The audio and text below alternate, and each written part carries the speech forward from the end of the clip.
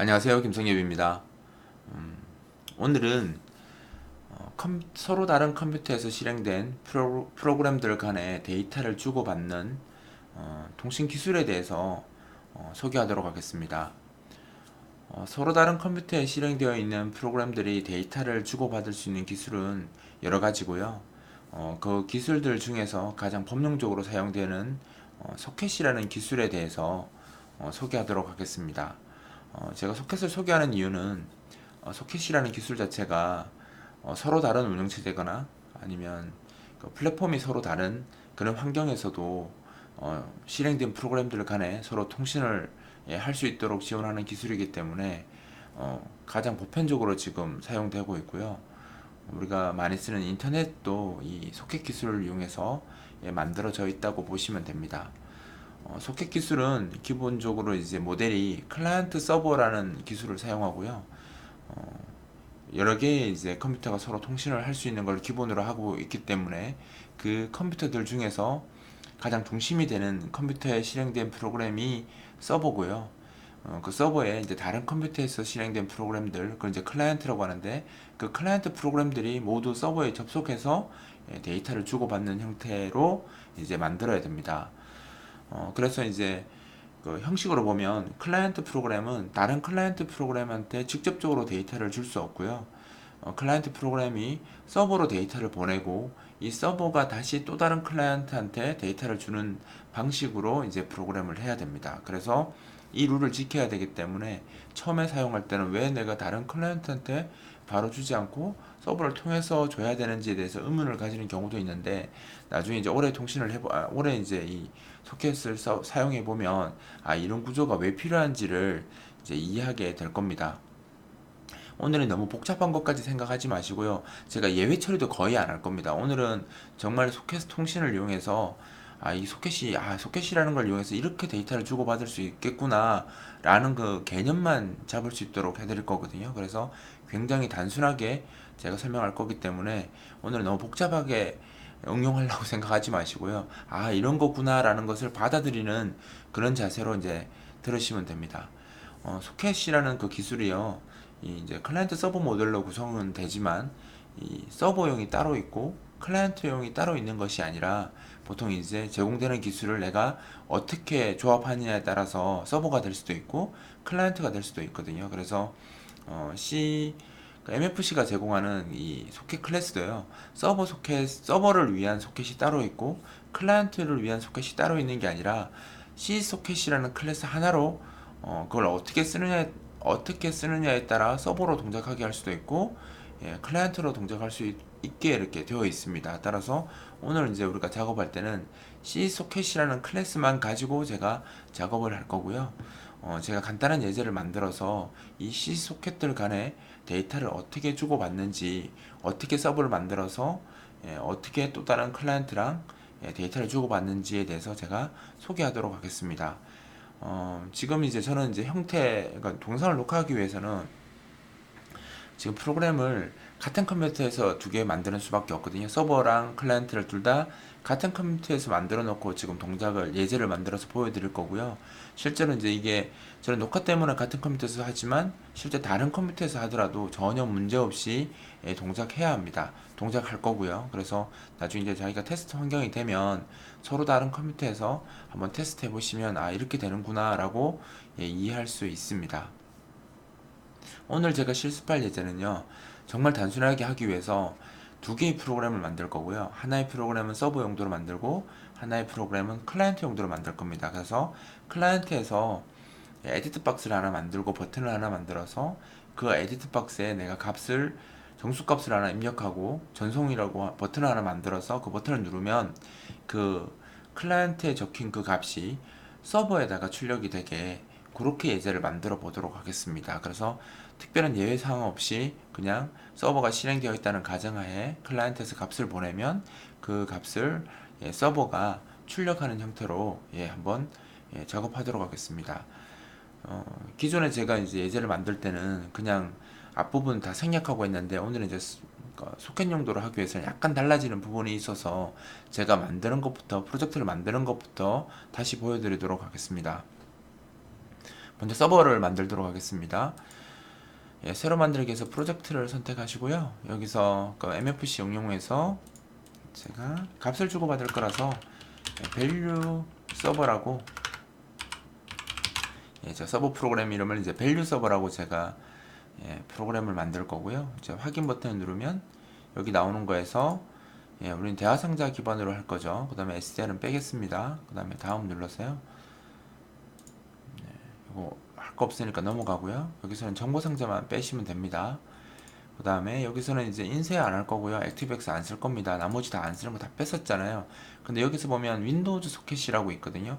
요걸 체크하도록 하겠습니다. 이걸 쓰면 이제 사실 이걸 안 써도 할 수 있는 방법은 있는데 이걸 쓰는 게 아무래도 편하거든요. 그래서 윈도우즈 소켓을 하기를 바랍니다. 그 다음에 이제 다음 누르고요. 여기서 이제 바꿀 거 없습니다. 이렇게 마침을 누르시면 프로젝트가 만들어지게 됩니다. 제가 클라이언트 할 때도 똑같이 한 번 더 보여드릴 겁니다.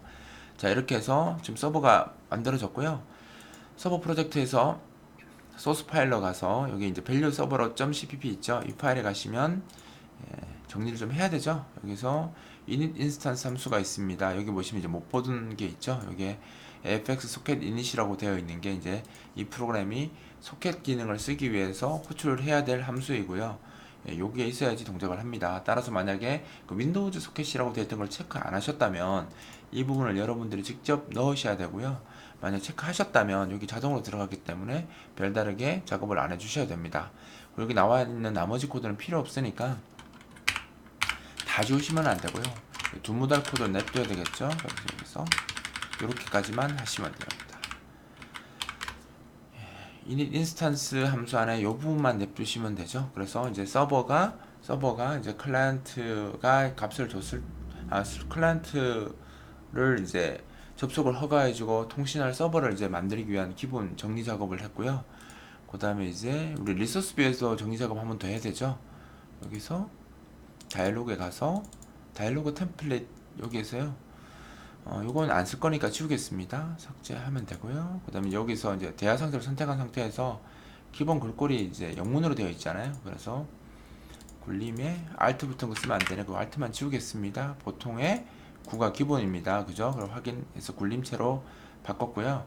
그 다음에 이제 여기 제목이 없죠. 제목 쓰기 위해서 얘는 서버 프로그램 이렇게 했고요. 그 다음에 이제 클라이언트가 정수값을 하나 주면 내가 그 정수값을 어딘가 표시해야 되니까 제가 간단하게 이제 도구 상자에서 이 에디트 컨트롤 하나 추가하도록 하겠습니다. 그래서 여기 에디트 컨트롤 하나 넣었고요. 여기다가 클라이언트가 준 값을 출력하도록 하겠습니다. 이 에디트 컨트롤은 IDC 에디트 1인데 이 값을 값을 찍을 거라서 제가 value edit라고 이름을 바꾸도록 하겠습니다. IDC value edit라는 이름을 가지도록 했고요. 그 다음에 이걸 이제 그러니까 리소스를 저장하도록 하겠습니다. 그래서 여기까지 하면 이제 서버 프로그램에 대한 기본적인, 그죠? 이제 초기 작업은 다 했고요. 초기 작업은 다 했고 여기다 이제 우리가 뭘 할 거냐면 여긴 서버 소켓을 만들어서 클라이언트가 접속을 하도록 도와주고 그 다음에 이제 클라이언트와 데이터를 주고받는 그런 작업을 여기서 해야 됩니다. 먼저 서버는 서버 소켓을 만들어야 되는데 서버 소켓이 따로 있는 게 아니고요. C소켓 이용해서 서버 용도로 만들 수 있도록 작업을 하시면 됩니다. 먼저 여기서 이제 C소켓 클래스를 그대로 사용하게 되면요. 내가 특별한 일을 할 수가 없잖아요. 우리가 클래스를 그대로 쓰게 되면 그 클래스가 제공하는 걸 그대로 써야 되잖아요. 그래서 내가 클라이언트가 데이터를 줬을 때 어떻게 쓰겠다 이런 것들을 내가 지금 재정의를 해야 되기 때문에 그 C소켓 클래스를 그대로 쓰면 안 되고 내가 C소켓 클래스에서 상속을 받아서 그 상속 받은 거에서 내가 원하는 기능을 추가를 해서 작업을 해야 됩니다. 그래서 프로젝트에서 클래스 마법사를 실행을 하고요. 이 클래스 추가했죠. 이 버튼에 보시면 이쪽 요 드롭다운 콤보 이걸 클릭하시면 메뉴가 나오는데 여기 MFC 클래스라고 나옵니다. MFC 클래스를 선택하면 요 기본 클래스에 있죠. 기본 클래스에 C소켓이라는 클래스가 있습니다. 조금만 올리시면 C소켓이라는 클래스 나오죠. 그래서 기본 클래스에 C소켓을 선택하시고요.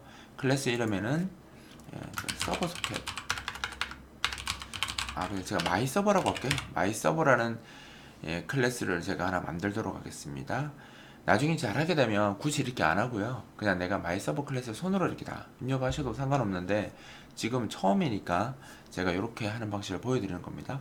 이렇게 하면 이제 CPP 파일이 새로 생기고요. 확인 누르시면 됩니다. 하고 이제 이 마이 서버라는 클래스가 만들어지는데 얘는 윈도우 기반이 아니라서 지금 메시지나 이런 부분들이 다 없다고 나옵니다. 서버가 이제 일단 서버 쪽은 이렇게 작업을 해서 클래스를 이렇게 내가 추가를 했고요. 지금 이제 마이 서버 점 헤더와 그 탐색해 보시면 마이 서버 점 cpp 이렇게 두 개가 만들어졌는데 지금 뭐 생성자 파괴자 말고는 특별한 코드가 없습니다. 그냥 이렇게만 만들어졌고요. 이거 그냥 쓰시면 되고요. 그다음에 이제 이 소켓을 내가 쓸 소켓을 만들었으니까 이 소켓을 클라이언트보다 서버가 먼저 실행되어야 됩니다. 그래야지 클라이언트의 접속을 받아줄 테니까. 그래서 서버를 먼저 실행하기 위해서 이제 서버를 이제 사용하는 이 클래스를 사용하는 코드를 추가를 해야 되겠죠. 나는 특별한 일은 이제 여기 채워질 일들은 상황에 따라서 제가 추가하면서 보여드릴 거고요. 지금 이제 만들어졌으니까 이 코드를 어디로 가져가냐면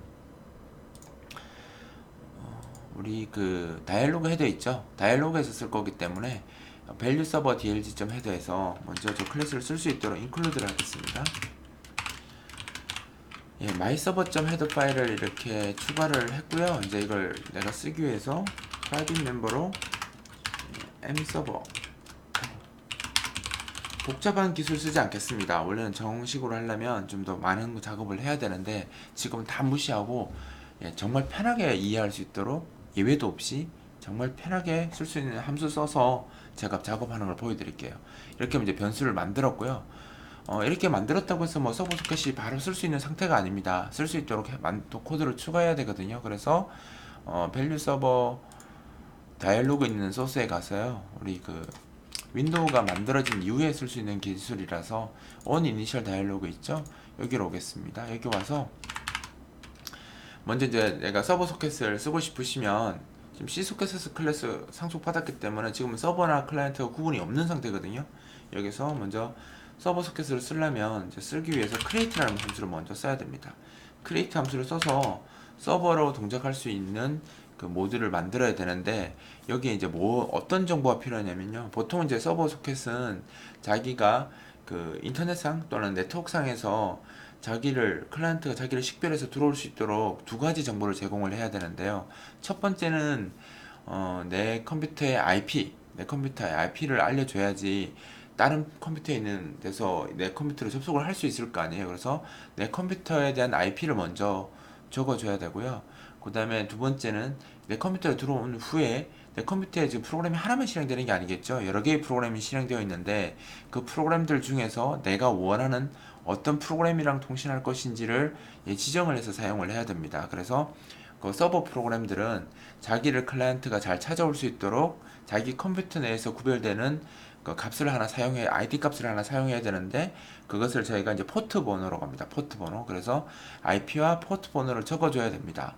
그런데 그리고 이제 뭐 통신 방식도 뭐 TCP가 있고 UDP가 있고 뭐 이런 것들인데 다 아실 필요 없고요. 지금 C소켓을 쓰면 편한 게 뭐냐면 IP를 얘가 자동으로 잡아줍니다. 자기 컴퓨터에 네트워크 카드가 두 개가 있으면 좀 문제가 있겠지만 기본적으로 기본 이제 디폴트로 쓰는 소켓 그러니까 IP를 얘가 자동으로 잡아주거든요. 그래서 사실은 여기 IP를 적어도 되는데 안 적고 여기 보면 디폴트 파라미터가 다 되어 있잖아요. 툴팁에 보시면 그래서 안 적고 뭐만 적어주시면 되냐면 IP는 어차피 컴퓨터 거 얘가 C소켓이 자동으로 체크해서 쓸 거기 때문에 상관이 없는데 포트는 자기가 정해줘야 돼요. 그래서 포트는 또 낮은 번호, 그러니까 80번, 23번, 21번 이런 것들은 운영체제가 이미 쓰고 있기 때문에 좀 큰 번호로 쓰시는 게 좋아요. 그래서 26001번, 저는 이제 26001번이라고 제가 그냥 정하면 되는 겁니다. 딴 프로그램하고 중복되지 않게 좀 뒷번호로 제가 썼고요. 나머지 이제 뭐 소켓 타입이나 뭐 어드레스나 뭐 이런 것들은 지금 딱히 아실 필요 없기 때문에 안 쓰셔도 돼요. 그냥 C소켓 쓰는 경우에는 다 필요 없고 그냥 포트 번호만 적어주시면 돼요. IP도 얘가 내 컴퓨터 IP를 체크해서 사용하기 때문에 내가 굳이 IP도 안 적고 그냥 포트 번호만 이렇게 적어주시면 얘가 이제 클라이언트가 접속하는데 전혀 문제가 없습니다. 만약에 이제 포트 번호를 자기가 IP를 직접 적고 싶으면 여기다가 세 번째 인제에다가 적어주시면 되는데 보여드리면 IP 어드레스라고 보이죠? 여기다 적어주시면 되는데, 여기 자기 IP는 어떻게 할 수 있냐면요, cmd라고 치시면, 이게 검색해서 cmd라고 치시면 명령 프롬프트가 뜨잖아요. 여기서 ipconfig라는 명령어가 있거든요. ipconfig라고 치시면 사용할 수 있는 IP 목록이 나오거든요. 자기 컴퓨터에서. 여기서 보시면 이제 그 기본 게이트웨이가 없는 것들은 지금 외부로 나갈 수 없는 그 가상 장치이기 때문에 무시하시면 되고요. 이게 기본 게이트웨이가 있는 게 하나 있죠. 이게 192.168.0.1 요 돼 있는 것이 이제 이 컴퓨터에서 실제로 외부로 나갈 수 있는 그 네트워크 카드이기 때문에 여기 192.168.0.118이라고 되어 있는 이 값을 IP로 쓰시면 됩니다. 이 IP를 쓰시면 이제 다른 이 망에 있는 제 컴퓨터 망에 있는, 그러니까 우리 이제 저희 같은 회사 네트워크에 있는 저 IP를 사용해서 이제 다른 컴퓨터가 내 컴퓨터를 접속을 할 수 있게 되는 거죠. 그래서 만약에 내가 IP를 직접 쓰고 싶으시면 여기다가 192.168.0.118 이렇게 쓰셔도 되는데, 이렇게 쓰셔도 됩니다. 이렇게 쓰셔도 되는데 굳이 이제 이렇게 쓸 필요는 없는 거죠. 왜냐면 이렇게 안 쓰셔도, 요렇게만 쓰셔도, 요렇게만 쓰셔도 작업이 되거든요. 그러니까 얘가 알아서 해주기 때문에, 자기가 이제 네트워크 카드를 여러 개, 자신의 컴퓨터에 네트워크 카드가 여러 개 설치되어 있고, 그 중에서 내가 특별한 IP를 가진 네트워크 카드를 쓰고 싶다라고 하면 이렇게 직접 적어 주셔야 되고요. 그렇지 않으면 그냥 포트 번호만 이렇게 적어 주시면 됩니다. 자, 이렇게 되면 이제 내가 서버 소켓을 이제 만들어 놓은 상태고요. 만들어 놓은 상태이고, 이것을 이제 클라이언트가 이제 클라이언트 프로그램을 만들어서 접속을 시도하도록 해보겠습니다. 아직 이제 안 됐기 때문에 당연히 안 됩니다. 이 상태로는 안 되는데, 제가 작업하는 순서를 보여드리려고 지금 이렇게 순서대로 할 겁니다.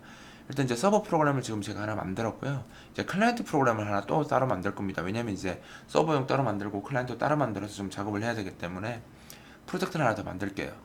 이 프로젝트 만들 때는 지금 이 비주얼 스튜디오 이미 하나 실행되어 있으니까 여기다 추가로 만들면 소스를 이제 두 개 같이 보기 힘드니까, 마우스 중간 버튼 있죠, 휠 버튼을 여기다가 지금 떠 있는 비주얼 스튜디오 떠 있는 데다가 클릭하시면 비주얼 스튜디오가 하나 더 실행이 됩니다. 윈도우 기본 기능인데 잘 모르시는 분들이 있어서 제가 설명을 드리는 거고요. 이렇게 하면 이제 비주얼 스튜디오가 두 개 실행이 되죠. 마우스 휠 버튼을 클릭하시면 이제 하나 더 실행이 됩니다.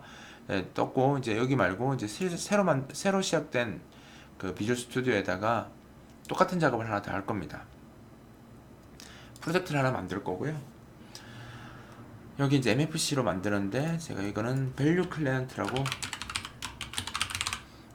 클라이언트라고 프로그램을 하나 만들겠습니다. 아까는 밸류 서버였고요. 지금 밸류 클라이언트로 만들겠습니다. 확인 버튼 누르고요. 우리는 대화 상자 기반으로 할 거고, SL은 빼겠습니다.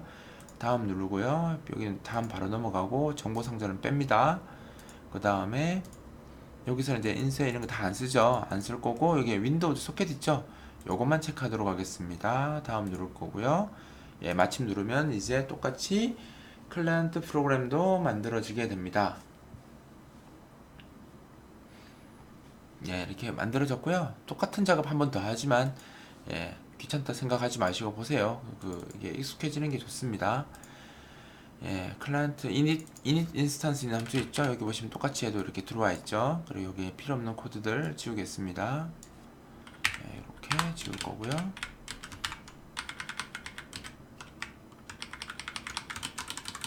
요것만 있으면 되죠. 나머지 필요 없습니다.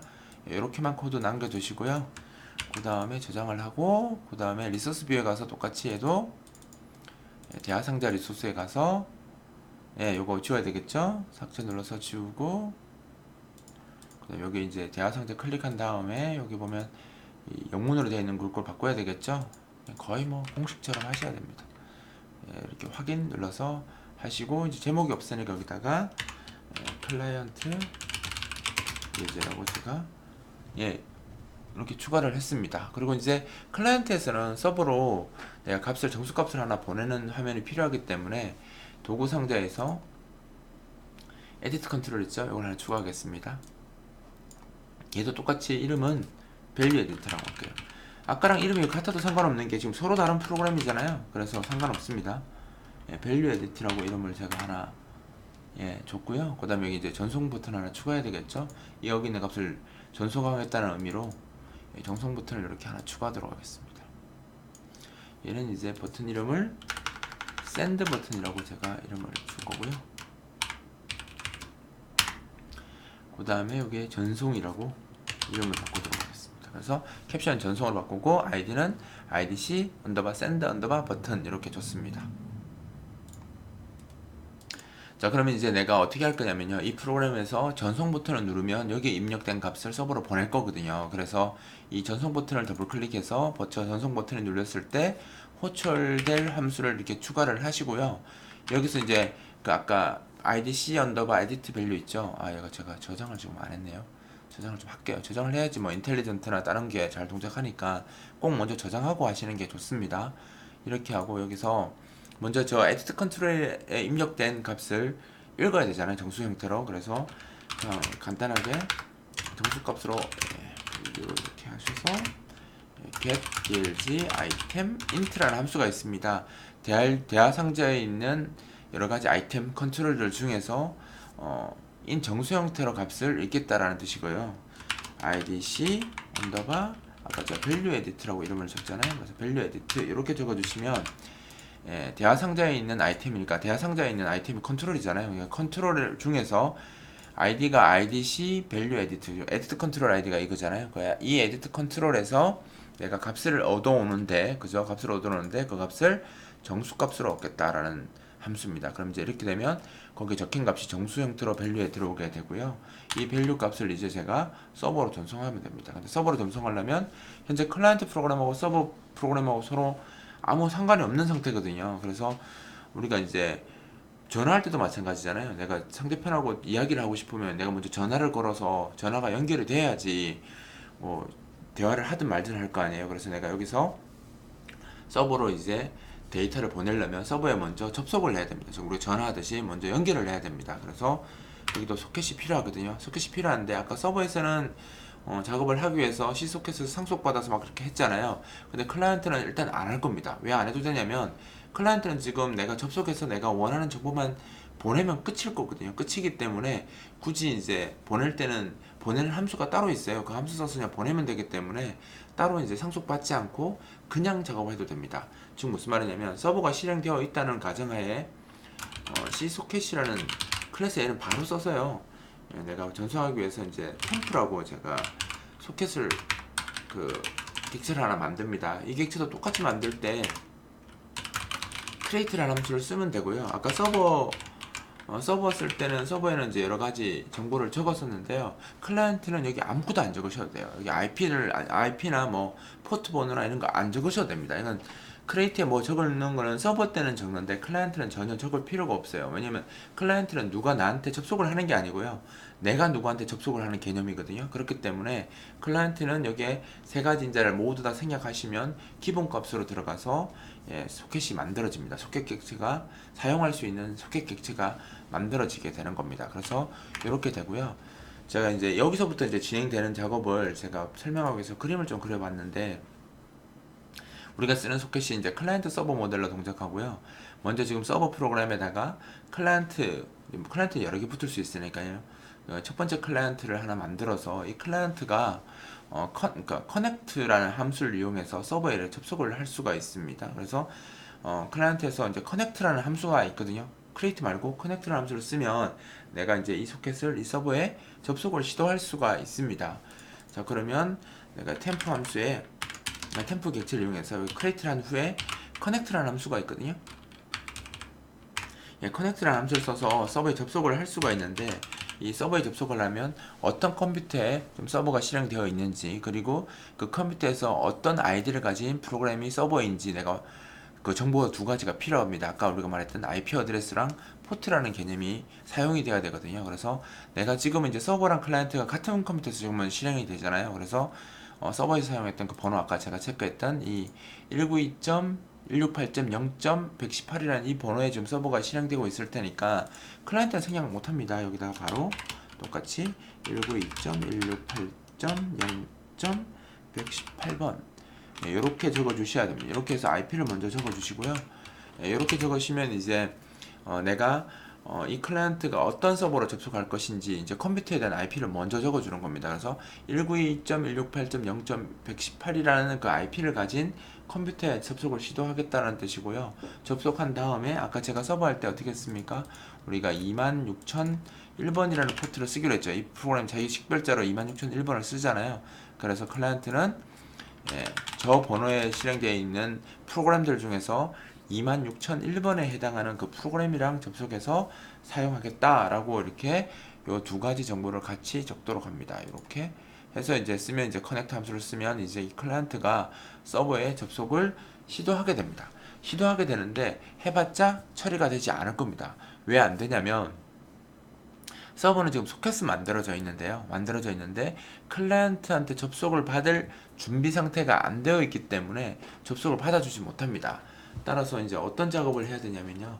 서버에서는 listen이라는 기능이 있거든요. listen이라는 함수를 사용해서 클라이언트들이 자기한테 접속을 할 수 있도록 상태 변화를 해줘야 돼요. 그러니까 서버는 모든 클라이언트들, 여러 개의 클라이언트들을 자기한테 접속하는 것을 허락을 해줘야 되기 때문에 서버가 간단하게 그냥 가만히 만들어진다고 클라이언트를 받을 수 있는 게 아니라 클라이언트하고 서버의 가장 큰 차이점이 서버는 listen 함수를 쓰는 겁니다. listen을 쓰게 되면 이제 클라이언트의 접속을 허락할 수 있는 상태가 되거든요. 그래서 지금처럼 이렇게 했을 때 서버가 접속을 받아주려면 여기 서버 크리에이트 한 후에요. listen이라는 함수를 쓰시면 됩니다. 동시에 접속을 몇 개나 할 것이냐 하는 옵션이 있는데 이건 일단 지금 모르셔도 돼요.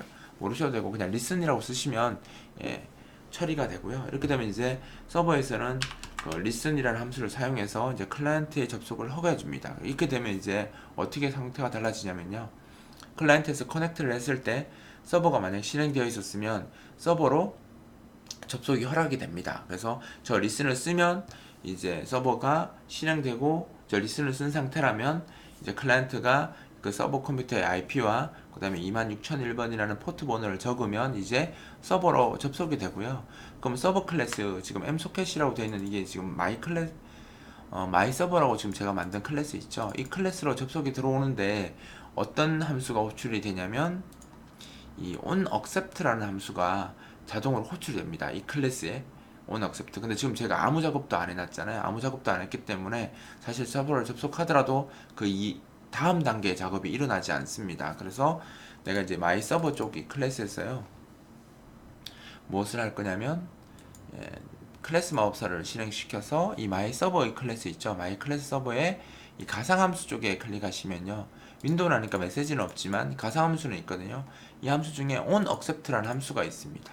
이 onAccept가 지금 클라이언트가 접속을 시도하면 이 onAccept 함수가 호출될 거니까 이 함수를 추가하도록 하겠습니다. 이렇게 추가하면 이제 onAccept 함수가 추가가 되었고요. 그죠? 이렇게 추가가 되었습니다. 서버에 추가되었고 이제 여기서 내가 클라이언트 접속을 한다고 무조건 받아줘야 되는 게 아닙니다. 그냥 잘못된 사용자면 끊을 수도 있고요. 아니면 지금 서버가 너무 많은 사용자가 접속해 있어서 더 이상 사용자를 받아들일 수 없다라는 경우에는 접속을 시도하면 여기서 받아주지 않고 끊어도 사실 상관은 없습니다. 그래서 작업을 하기 나름인데요. 여기다 이제 해당 클라이언트를 받아줄 것인가 말 것인가에 대한 문제를 내가 정해서 작업을 하시면 돼요. 근데 이제 이 함수만 호출된다고 무조건 이제 클라이언트가 받아지는 건 아니고요. 여기서 내가 accept라는 함수를 이용해서요. 클라이언트를 받아줘야 돼요. 그러니까 클라이언트를 사용할 수 있도록 해줘야 되는데 이제 문제가 하나 있습니다. 어떤 문제가 있냐면 이 서버는 현재 지금 마이 서버는 클라이언트의 접속을 허락하는 용도로 클라이언트의 접속을 받아주는 용도로 만들었기 때문에 만약 내가 여기서 accept, 이 클래스가 accept를 스스로 해버리면 이제 현재 붙은 클라이언트랑 통신하는 용도로 전환이 되어가지고 다른 사용자들이 붙지를 못하거든요. 다른 클라이언트들이 접속을 못합니다. 즉 뭐냐면 큰 회사가 있고요. 그 회사에 이제 교환원이 있어요. 그래서 외부에서 전화가 왔는데 그 교환원이 전화를 받아서 누구랑 통화하고 싶어요 물어보고 그 사람이 이제 누구랑 하고 싶다면 이제 내선 번호로 돌려서 그 회사에 있는 다른 사람한테 이제 전화를 연결하게 교환을 시켜줘야 되는데 교환원이 그 작업을 안 하고 전화한 사람이랑 계속 통화를 하고 있으면 다른 사람들이 전화했을 때 계속 통화 중 걸릴 거 아니에요. 다른 사람들은 접속도 못합니다. 접속할 기회도 없는 거죠. 그래서 이 마이 서버 클래스의 역할은 교환원 같은 역할이기 때문에 자기가 이제 접속을 들어왔으면 빠르게 그 접속이 들어온 다른 사람이랑 통화할 수 있게 전환만 해주고 자기는 다시 다른 클라이언트의 접속을 받아줄 수 있는 모드로 돌아가야 되거든요. 그래서 소켓이 추가로 필요합니다. 지금 무슨 말이냐면 이렇게 그 클라이언트가 서버로 커넥션을 시도하면요, 그러니까 서버가 먼저 실행이 되고 리슨 모드가 활성화가 되면 클라이언트가 커넥트 함수를 호출했을 때 서버 접속이 가능해지고요, OK가 되면 on accept 함수가 실행이 됩니다. 이렇게 실행이 되는데, 실행된 후에 서버는 뭘 하냐면 이 accept 함수를 호출해서 새로운 소켓을 하나 더 만들어야 돼요. C소켓 클래스를. 왜냐면 이 소켓은 리슨 작업을 하기 위한 소켓이기 때문에 얘가 통신을 직접 하게 되면 다른 사용자가 접속을 못하니까 얘가 새로운 C소켓을 하나 만들어서요, 이 C소켓이 접속하는 소켓이랑 서로 통신할 수 있도록 그렇게 상황을 만들어야 됩니다. 즉 무슨 말이냐면 C소켓이 하나 더 있어야 된다는 뜻이죠. 그래서 지금 내가 서버 소켓 하나만 만들었었는데 이렇게 하면 안 되고요. 이제 그러니까 접속한 클라이언트하고 통신할 수 있도록 제가 소켓을 하나 더 만들 겁니다. C소켓 클래스를 하나 더 만들 거라서 프로젝트에서 클래스 마법사를 실행을 해서요, 아까와 똑같이 클래스 추가 있죠. 여기서 MFC 클래스 선택해서 기본 클래스를 C소켓으로 선택하겠습니다. C소켓으로 선택하고요. 여기다는 유저 소켓이라고 제가 이름을 바꿀게요. 유저 소켓. 그냥 유저라고 할까요? 유저. 유저라고 제가 유저 이름 너무 일반적이라서 마이 유저라고 할까요? 마이 유저라고 할게요. 마이 유저라고 클래스 이름을 정하겠습니다. 하고 확인을 누르겠습니다. 그러면 이제 새로운 클래스가 하나 만들어졌고요. 이 마이 유저라는 이 클래스가 C소켓으로부터 상속받은 클래스고, 이 소켓을 이용해서, 이 클래스를 이용해서 그 아까 그 리슨 용도로 쓰는 서브 소켓 있죠, 마이 서버. 그 클래스가 클라이언트랑 통신하는, 지금 제가 이놈이 요 용도로 쓸, 사용자 1 용도로 쓸 요 소켓으로 지금 만든 거고요. 그러면 이제 이 리슨을 담당하는 서버 소켓이 accept 함수에서 이 클래스를 쓸 수 있도록 이제 작업을 해야 됩니다. 하기 위해서 제가 어떤 걸 할 거냐면요, 이 마이 유저 클래스를 써야 되니까 이거는 이제 대화상대로 안 가고요, 이 마이 서버 점에서 이 마이 서버가 쓸 거라서 여기서 인클루드 할 겁니다.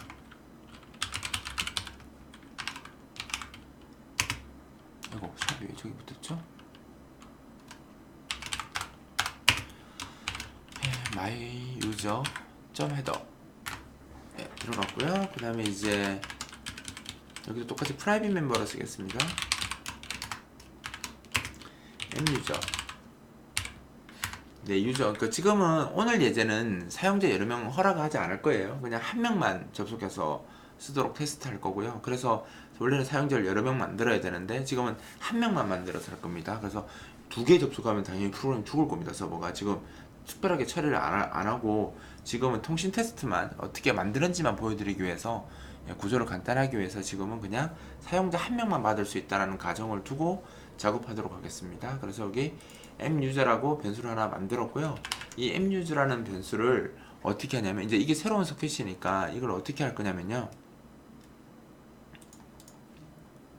이 myserver.cpp에 요 accept 함수 호출할 때 여기다가 저걸 인자로 주시면 됩니다. 그래서 여기다가 mUser라고 이렇게 적어 주시면요, 얘가 지금 레퍼런스 타입으로 요구하기 때문에 그냥 요렇게, 그러니까 얘는 크리에이트 같은 거 따로 안 하셔도 돼요. 그냥 주시면 이 accept 안에서 알아서 크리에이트 하거든요. 하기 때문에 우리는 여기 myserver.의 헤더에서는 그 요 객체만 선언을 하셔가지고 이 객체를 어떻게만 해주시면 되냐면 여기에 accept 쪽에다가 그 muser 변수만 이렇게 적어주시면 얘가 지금 보시면 알겠지만 레퍼런스 형태로 가져가거든요. 여기 보시면 %, 붙었죠?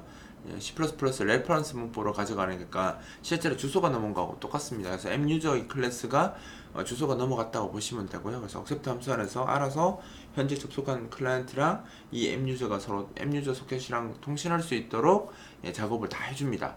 따라서 이렇게 되면 뭐가 되냐면요, 지금 제가 그림에서 보여드린 것처럼 억셉트가 떨어졌고 제가 억셉트 하면서 이 앱유저 소켓을 줬잖아요. 그래서 요 클래스가 이제 접속을 시도했던 클라이언트 1놈 있죠. 얘랑 서로 연결이 돼서 이제 데이터를 주고받을 수 있는데 이 소켓에서 이쪽 소켓으로 보낼 때는 send 함수 쓰시면 되고요. 반대로 이제 이 클라이언트가 이쪽 사용자 1이 보낸 send 메시지는 send로 보내진 데이터는 onReceive라는 함수가 호출이 되면서 받을 수 있고요.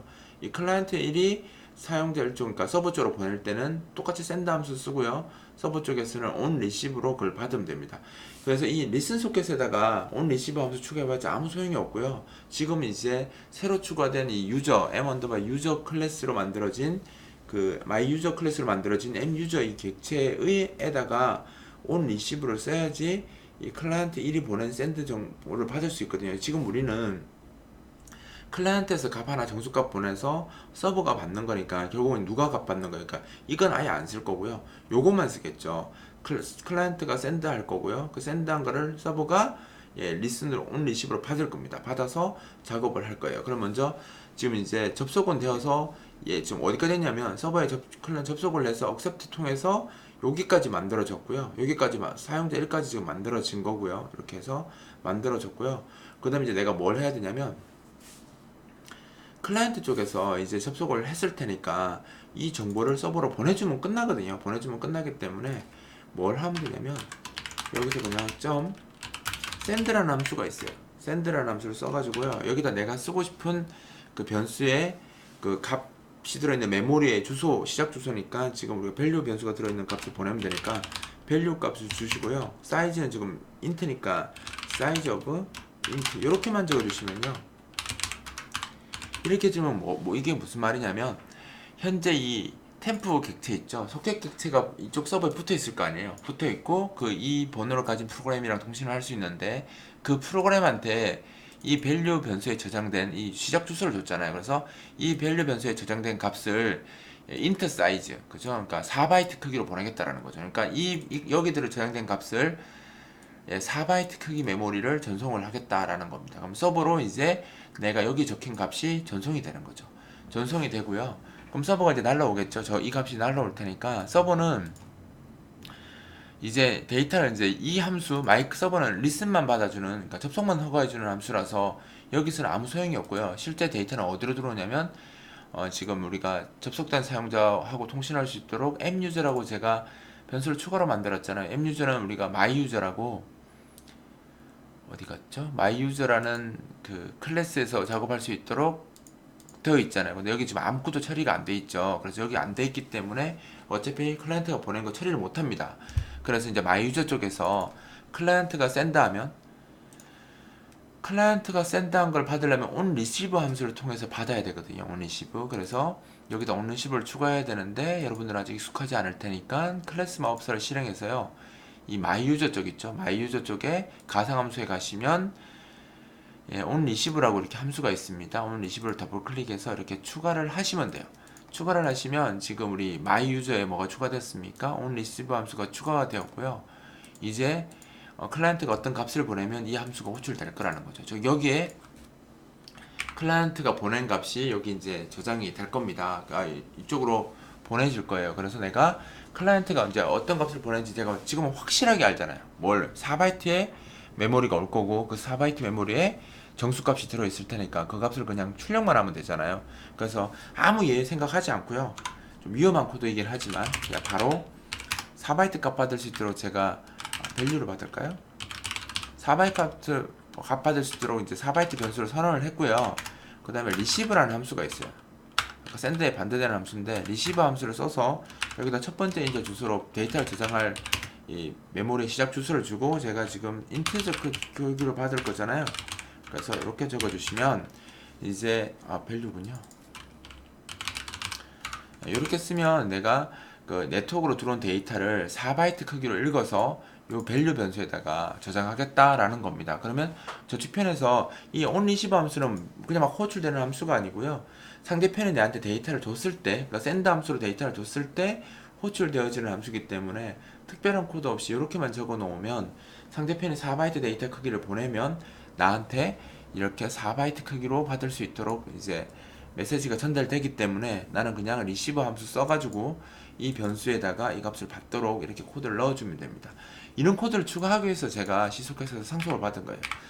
지금 그 클라이언트 쪽에서 봤을 때는 이 밸류를 이 소켓을 상속을 안 받은 게 접속을 하고 그냥 보내면 끝이잖아요.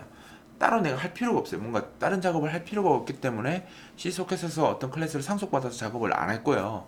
지금은 이제 우리 서버 같은 경우에는 클라이언트가 어떤 값을 줬을 때 그 값을 받아가지고 뭔가를 처리하고 하는 작업을 해야 될 거 아니에요. 해야 되기 때문에, 그리고 그 언제 전송되는지 모르잖아요. 그러니까 전송된 것도 정보를 내가 알 수 없기 때문에 이렇게 on receive 같은 함수를 추가를 해서 사용자가 클라이언트가 나한테 어떤 정보를 줬을 때 호출이 되도록 하고, 그 함수 안에서 사용자가 지금 4바이트 줬다는 게 확실하니까 그 값을 내가 이렇게 받아서, 그죠? 이렇게 받아서 리시브로 받아서 밸류 변수에 저장을 하면 됩니다. 이제 이 밸류 변수 저장한 걸 이제 우리가 뭐 하면 돼요?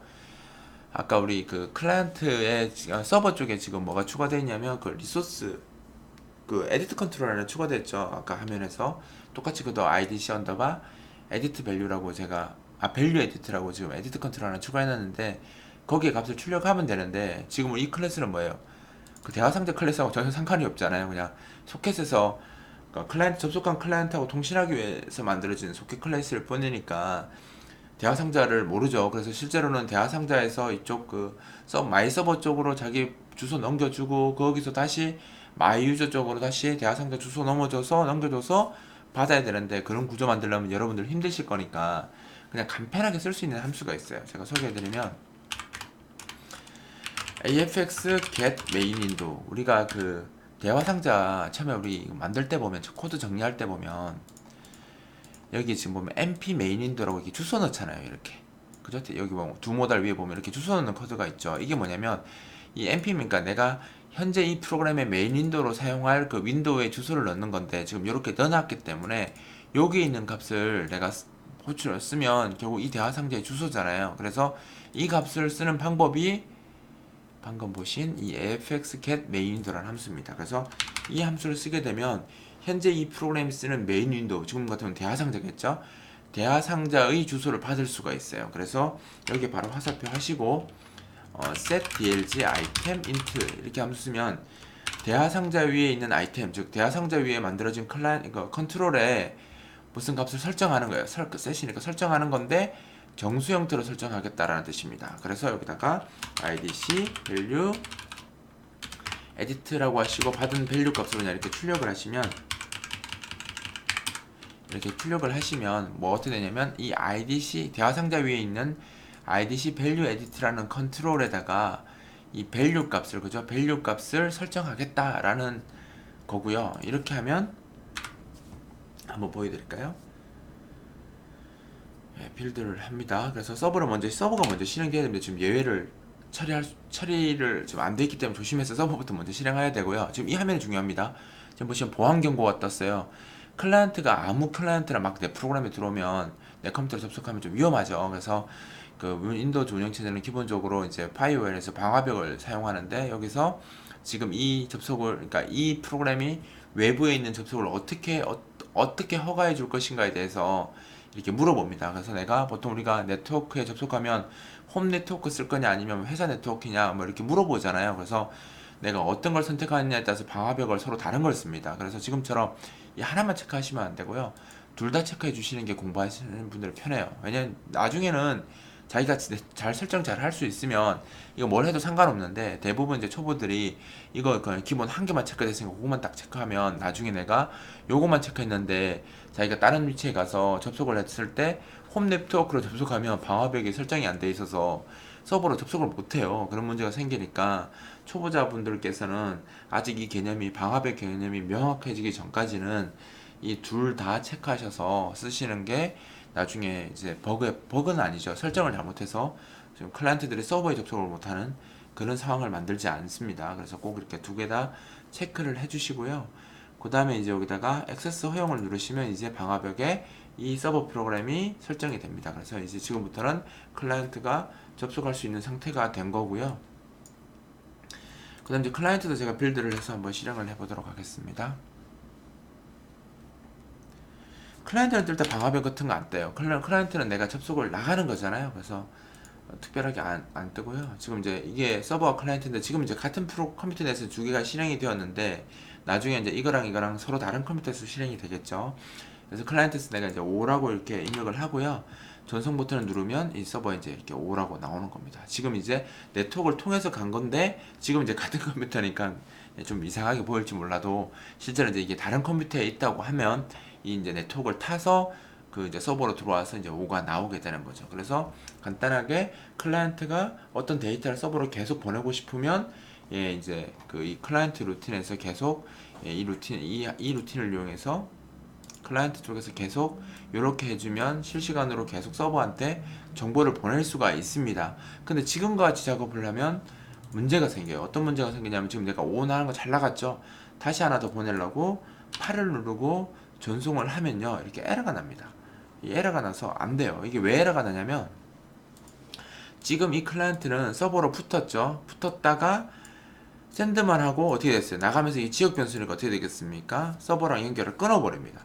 서버를 연결을 끊기 때문에 지금 보시면 여기 돼 있던 게 이제 나가면서 얘가 종료를 해요. 종료하면 끊어졌는데 얘가 그 끊어졌는지 여부를 얘가 모르고 있어서 서버가 모르고 있어서 지금 문제가 되는 거거든요. 그래서 서버가 나갔으면 이제 이 사용자 1로 쓰던 이 클래스 소켓도 이제 서버가 나갔으니까 클라이언트가 나갔으니까 접속을 해제하는 그 작업을 해야 되는데 정리하는 작업 접속이 해제됐으니까 정리하는 작업을 해야 되는데 그 작업을 하지 않은 상태에서 다시 다른 클라이언트가 접속을 이거 들어오면 또 접속을 시도하겠죠.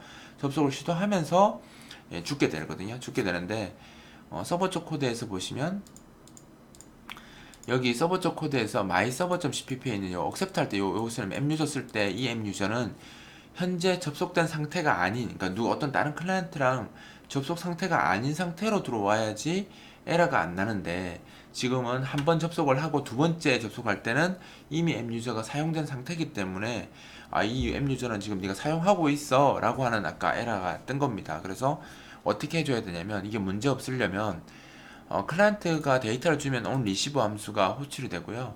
클라이언트가 그 접속을 해제하잖아요. 해제하면 on close라는 함수가 호출이 됩니다. 그래서 이것도 똑같이 프로젝트에서 클래스 마법사 실행하고요. 이 마이 유저입니다. 그 마이 서버 쪽 말고요. 마이 유저 쪽에서 똑같이 여기다가 이거 마이 유저 선택하시고 이 가상 함수 있죠? 여기 보시면 on close라고 이렇게 함수가 있거든요. 이 on close를 선택을 하셔서 추가를 하시고요. 여기서 이제 클라이언트가 나갈 때 클라이언트가 접속을 해제하잖아요. 그럼 이 on close 함수가 호출이 되거든요. 그럼 이 on close 함수에서 내가 close라는 함수만 이렇게 호출해 주시면 작업이 끝납니다. 이렇게 하시면 이제 클라이언트가 나갔다라는 그 정보를 내가 나가고 이제 뒤 정리 작업이죠. 이제 클라이언트가 접속을 해제했으니까 나도 이제 더 이상 사용하지 않겠다고 정리하는 코드가 동작하게 되고요. 그렇게 해서 이제 그 문제가 없게 됩니다. 그래서 이렇게 꼭 적어 주셔야 되고요. 사실 이건 여기 적거나 여 밑에 적거나 똑같거든요. 그러니까 뭘 하셔도 이제 꼭 이런 코드 때문에 헷갈리지 마시고요. 위나 아래 적어도 상관없습니다. 없도록 잘 되어 있고요. 그 다음에 이제 그런 경우가 있어요. 클라이언트를 지금 같은 경우는 상관이 없는데 사실 이제 데이터를 주고받고 있는 와중에 내가 접속을 끊고 싶다, 해제하고 싶다 할 때는 이 셧다운이라는 함수를 먼저 써주셔야 됩니다. 그래서 이게 readwrite shutdown이라는 건데 이게 뭐냐면요.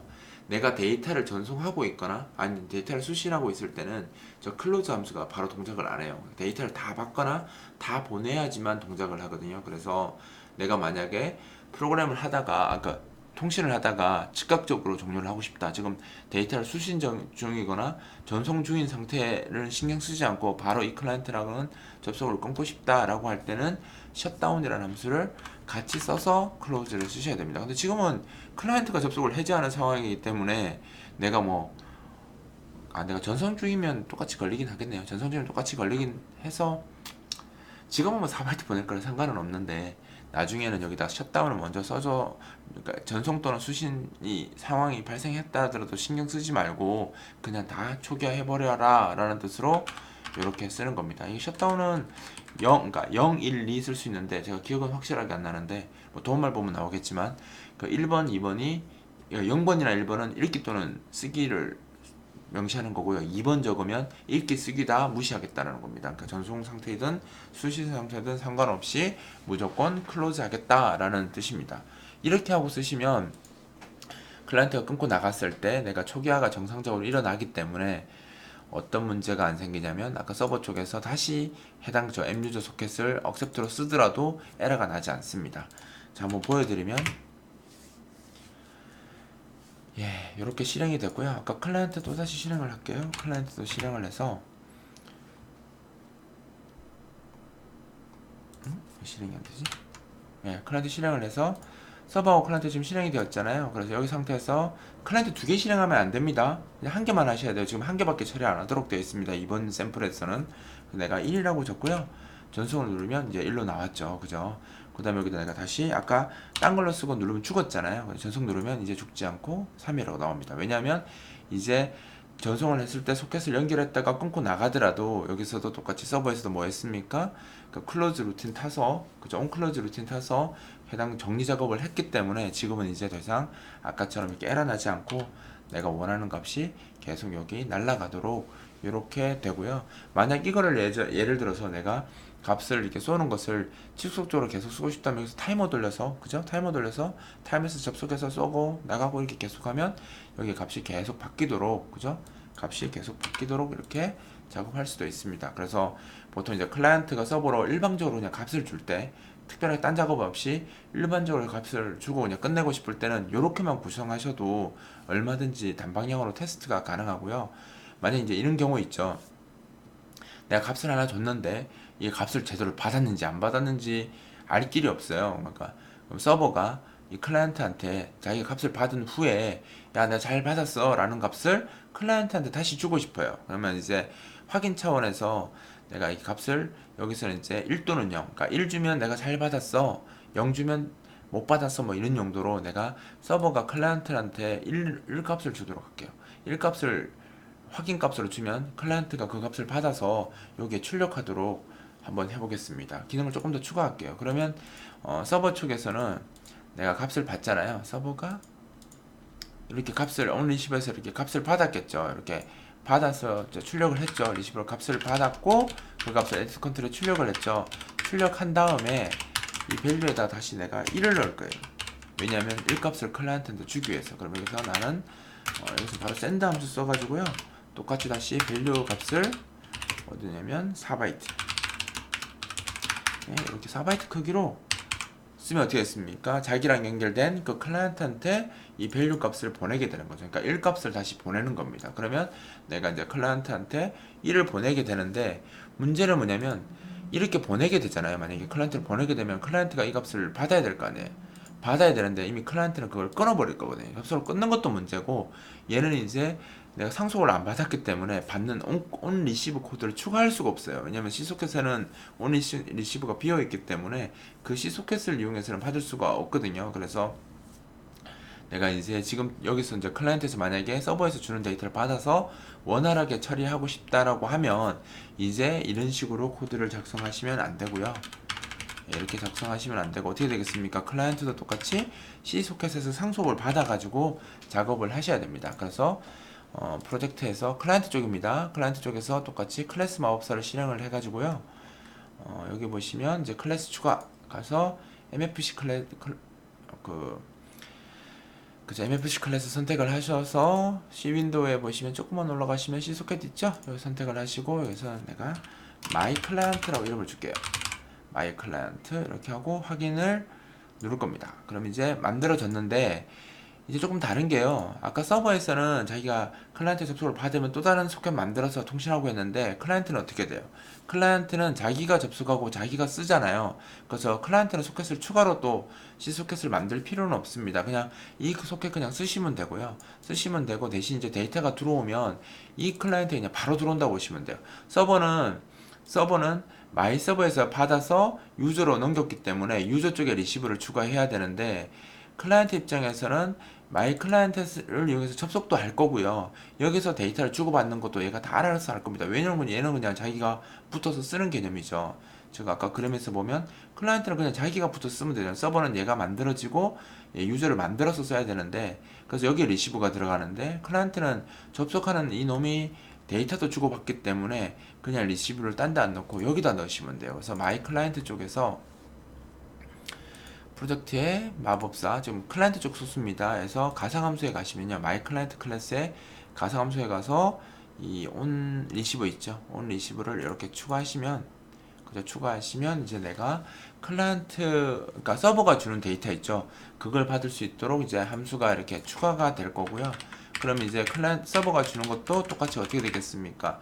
4바이트 크기로 넘어올 거 아니에요. 그래서 내가 밸류 이렇게 변수를 하나 만들고요, 똑같이 서버가 준 게 리시브로 써서 밸류의 주소를 적고 사이즈 오브 인트 크기만큼 받겠다, 이렇게 하면 이제 서버가 주는 1값을 받을 수 있겠죠. 서버가 지금 값을 받으면 나한테 다시, 클라이언트 다시 이거 1을 보내주기로 했으니까, 그럼 이제 이 밸류에는 1이 들어왔겠죠. 이 값을 이제 어떻게 하면 됩니까? 얘도 똑같이 fx get get main window, get main인데, 네, get main window 써서 여기다가 똑같죠? set blg item int 해서 여기다 idc value edit 하고 여기다가 받은 밸류 값을 찍게 하면 이제 서버가 자기가 값을 받고 나서 나한테 1을 줄 테니까 클라이언트는 1이 지키게 되겠죠. 그렇게 이렇게 하시면 되고요. 근데 이렇게 놨다고 해서 무조건 되는 게 아닙니다. 왜냐하면 지금 우리가 이 클래스를 쓰는 코드를 지금 안 적었거든요. 그래서 이걸 쓰고 싶으면 대화상자, 그러니까 클라이언트 쪽 대화상자 헤더 있죠? 그죠? 대화상자 헤더 가서 쓰는 코드 넣어야 되겠죠. 그래서 include에서 myclient.h를 추가하시고요. 클라이언트 대화상자입니다. privacy에 가서 여기서 mclient 이렇게 하셔가지고요. 그죠? 객체를 이렇게 추가하셔야 되겠죠. 추가하시고 이렇게 한다고 무조건 쓸 수 있는 거 아니잖아요. 어떻게 해야 됩니까? 대화상자 이니셜 다이얼로그 있는데 가셔가지고요, 똑같이 여기 가서 얘도 똑같이 크리에이트 함수 써줘야 되죠. 써주고요. 아무것도 인제를 안 적어도 됩니다. 그 다음에 이제 커넥션 하는 함수는 써줘야 되겠죠. 그래서 여기서 대화상자에 이니셜 다이얼로그 있는 데다가 크리에이트 한 후에 템프가 아니죠, mclient.connect에서 아까 우리 붙었던 192.168.0.128에 26001번 포트 번호를 가진 서버에 붙겠다 라고 이렇게 적어주시면 이 mclient가 이제 서버에 붙게 되는 거죠. 붙게 되고, 지금 에러 처리를 따로 하지 않습니다. 그래서 서버가 먼저 실행되어 있어야 돼요. 그래서 여기서는 값을 받은 직후에 뭐 하면 되겠습니까? 아까 우리 샌다는 그 기능이 있죠. 밸류 값 샌다는 거는 이렇게 써주시면 되죠. 이제 여기 버튼을 클릭했을 때 접속했다가 해제했다는 작업을 이제 하지 않고, 클라이언트도 이제 실행되면 서버에 붙고 계속 데이터를 지속적으로 이 샌드로 줄 수 있게 구조를 바꾼 겁니다. 그래서 서버가 주는 것도 받을 수 있도록 이제 클라이언트 쪽에서도 C소켓에서 상속을 받아서 myClient라는 소켓 클래스를 만들어서 사용하고 있고요. 그렇게 이제 쓰다 보니까 이제 받는 처리하려면 계속 접속되어 있어야지 받을 수 있잖아요. 그래서 이렇게 멤버로 잡아서 변수를 만들고 크리에이트하고 커넥트 써서 접속을 해놓은 상태로 있다가 내가 이제 사용자가 버튼을 누르면 값을 읽어와서 그 값을 보내는 거죠. 그리고 끊으시면 안 돼요. 받아야 되니까. 서버로부터 접속을 받아야 되기 때문에, 서버가 1중을 받아야 되기 때문에 접속을 유지하기 위해서 여기서 끊는 코드를 쓰면 안 되고요. 이렇게까지만 하시면 이제 어떻게 되냐면, 서버를 실행하도록 하겠습니다. 서버 실행했고요.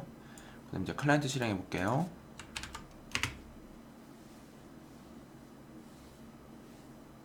클라이언트 실행이 되었습니다. 그럼 이제 서버하고 클라이언트가 둘 다 실행이 잘 되었고요. 이제 클라이언트 제가 3이라고 줬고요. 전송을 누르면 이제 여기는 3이 찍히고 여기는 1로 바뀌어야 되겠죠. 전송 누르면 여기는 3이 찍혔고 서버가 다시 1로 보냈으니까 1이 찍힌 거죠. 여기서 내가 만약에 999 이렇게 하고 전송을 누르면 여기 999가 찍히고 여기는 1이 된 거죠. 그러니까 1은 이 클라이언트가 직접 적은 게 아니라 서버로 보냈고 서버가 1을 보내줬으니까 1이 찍힌 겁니다. 자, 이렇게 하면 현재 그 서버 클래스와 그러니까 서버 소켓과 클라이언트 소켓을 각자 만들어서 이제 서로 다른 프로그램이, 지금은 이제 같은 컴퓨터에서 돌지만 서로 다른 컴퓨터에서 돌면서 클라이언트가 서버로 값을 보내고 그 값을 받아서 작업한 후에 그 결과를 서버가 다시 클라이언트로 보내주는 그런 구조를 지금 만들어 본 거고요. 지금은 특별한 예외사항 하나도 처리하지 않았습니다. 그러니까 서버가 항상 실행되어 있는 게 아니잖아요. 서버가 되어 있지 않은 경우에 이제 오류가 발생할 수 있는데 그런 오류를 처리하는 코드나 뭐 클라이언트와 서버가 데이터를 주고받는 중에 뭐 데이터 오류가 난다거나 아니면 서버가 갑자기 비정상 종료하거나 클라이언트가 갑자기 비정상 종료 아니면 데이터를 아주 크게 보냈을 때 생기는 문제 이런 이제 산재한 문제들은 아직 설명을 하나도 안 했습니다. 안 했고요. 그냥 지금은 잘 되고 예외 없다는 가정하에 지금 만든 거기 때문에 잘 달려가면서 작업을 하셔야 되고요. 이렇게 하면 이제 그 C 소켓이죠. MFC가 제공하는 소켓 클래스인 C 소켓을 이용해서 서버랑 클라이언트가 데이터를 주고받는 그 개념을 제가 설명을 드렸습니다. 거의 이제 1시간 분량 정도 제가 설명을 했는데요. 이제 더 이 다음에 계속 제가 강좌가 만들어질 텐데 그 강좌를 보기 전에 이게 가장 기본이니까 이 기본적인 내용을 많이 반복하셔가지고 이 구조를 확실하게 머리에 가지셔야 됩니다. 즉 이 그림에서 말하는 이 구조 있죠. 그래서 커넥션이 들어와서 오케이 되면 그러니까 커넥션을 받아주려면 서버는 리슨을 먼저 하고 있어야 되고 리슨 상태일 때 클라이언트가 커넥션이 들어오면 OK가 되면서 on accept가 호출이 되고 그죠? 그럼 on accept가 호출되면 이 on accept 함수에서 accept 함수로 새로운 C 소켓 클래스로 사용자가 통신할 수 있는 클래스를 소켓을 하나 더 만들어주고 이 소켓이랑 클라이언트랑 접속할 수 있도록 그러니까 데이터를 주고받을 수 있도록 이제 상황을 바꿔주는 거죠. accept가 하면 이제 클라이언트가 데이터를 보낼 때는 send 함수를 쓰면 되고요. send 함수를 써서 데이터를 보내면 이 사용자 소켓에서는 on receive가 함수가 자동으로 호출되어지고 이 on receive 함수에서 receive 함수로 그 데이터를 받으시면 되는 거죠. 반대도 마찬가지입니다. 사용자에서 send 쓰면 클라이언트에서는 on receive로 함수가 호출되기 때문에 on receive 함수에서 receive 함수로 데이터를 받으시면 됩니다. 그래서 이 구조를 머리에 넣으시고요. 그러니까 머리에 새겨 놓으시고 지금 제가 만든 이 서버 프로그램과 클라이언트 프로그램을 안 보고도 그냥 자기가 순수하게 안 보고 이 생각을 머리에 들어있는 이 생각만 가지고 프로그램을 할 수 있도록 반복을 많이 하셔서 완전히 자기 걸로 하시고 그 다음 예제로 넘어가시는 것이 좋습니다. 왜냐하면 이게 구조를 만드는 거잖아요. 그래서 이 구조 만드는 게 머리에 명확하지 않으면 이제 우리가 뭘 할 거냐면 이제 사용자가 여러 명 들어오게 하는 작업도 해야 돼요. 그러니까 여기 다음 화면인데 하나의 서버가 두 개의 클라이언트 또는 세 개, 네 개, 다섯 개 다 마찬가지겠죠. 지금 두 개로 표현했는데 여러 명의 클라이언트가 접속했을 때 처리하는 그걸 이제 그 다음 시간에 제가 할 거거든요. 그래서 이 구조를 여러분들이 익히시려면 지금 한 개만 접속하는 구조 있죠. 요 구조를 확실하게 익히시고 작업을 하셔야 됩니다. 아시겠죠? 그래서 이거 충분히 복습하시고 다음 강좌를 보시기 바랍니다. 이번 강좌는 여기서 마치도록 하겠습니다. 수고하셨습니다.